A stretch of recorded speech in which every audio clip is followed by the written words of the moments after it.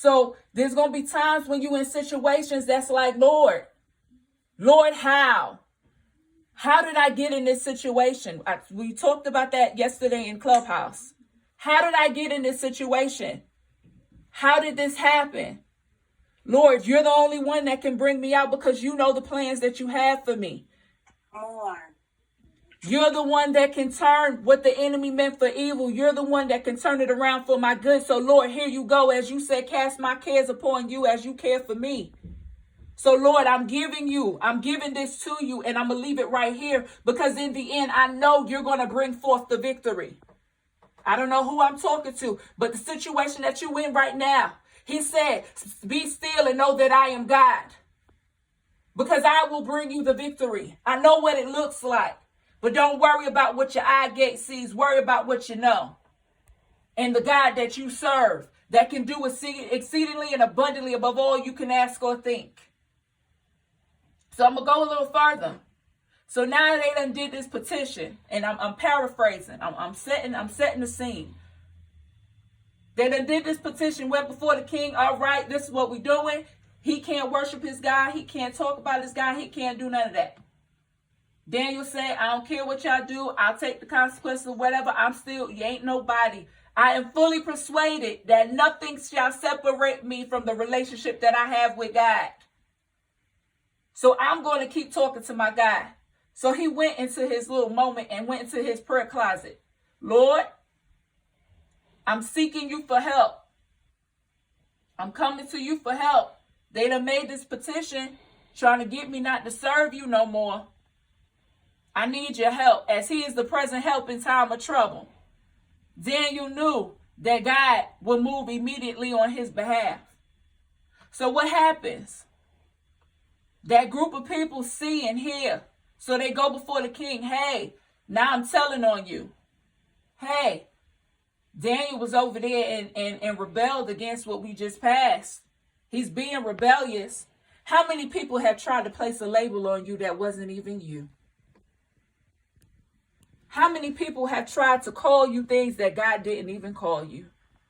How many people have spread rumors that were not even true about you to try to stop you and pull you off your wall and hinder you from doing what God has called you to do? So now he's in this situation. And the king is like, all right, well, the consequences is that you throw him in the den. How many people have dropped you in the den? How many people have dropped you in the pit? I'm going to call it the pit. I ain't even going to call it the den. Has dropped you off in the pit. And in the pit, there was that lion. Well, God said to me, that lion is the fear. You've been sitting in the pit with fear. And fear has been growling at you and making noise and roaring. And you're sitting there in this pit, looking dead in the face of fear. And fear is like, what you gonna do? All I'm gonna do is eat you alive. But the power and the God that is in you is saying, don't fret. Don't move. I got this. How many people have been over you and spoke over you and had their mouths on you? God is literally pulling you out of the den. So verse 17, we're going to skip down to verse 17. It says, a stone was brought and placed over the mouth of the den.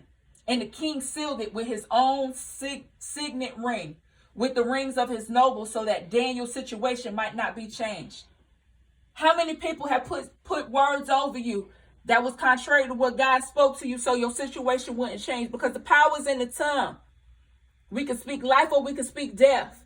How many people that tried to speak death over you, tried to keep you in that fearful place, where you are afraid to step out on the deep end, where you are afraid to do what God has called you to do, where you are afraid to take that next step, yet alone take the first step, because you didn't know what the end result was going to be, because you couldn't see the end result.